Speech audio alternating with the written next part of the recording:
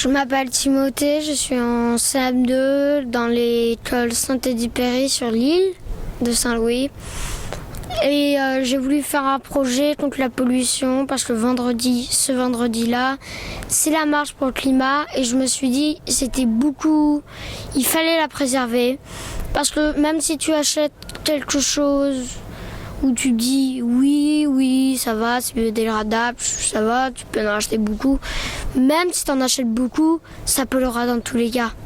Ça polluera dans tous les cas. Tout ce que tu peux faire, ça polluera. Mais ce que tu peux faire, c'est moins polluer. Et c'est ça qui pourra nous préserver. Parce qu'en préservant la nature, tu nous préserves nous-mêmes. Donc nous préserver nous-mêmes, c'est moins bien. Parce que on pourrait préserver plus de choses. Sauf que l'homme, il est coriace, il veut préserver lui-même. Alors que si on préserverait la nature, on pourrait aussi se préserver nous-mêmes.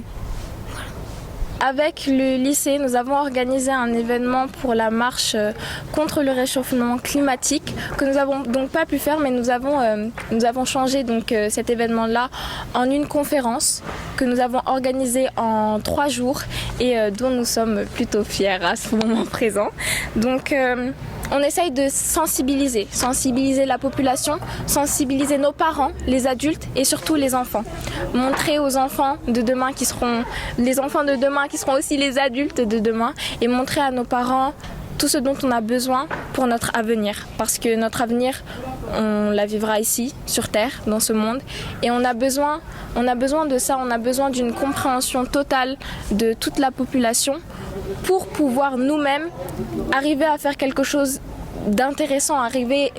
La mobilisation pourra toujours faire quelque chose d'intéressant car elle touche le peuple, elle touche les dirigeants et elle touche tous ceux qui sont autour. Plus on est nombreux, comme on dit, plus on est de fous, plus on rit, et plus on est nombreux et plus on touche, plus on essaye de donner une image de ce que nous voulons dire. On essaye de transmettre ce que nous voulons parfaire dans notre vie et c'est ce que nous avons essayé de faire aujourd'hui durant cette conférence qui a duré donc 1 heure.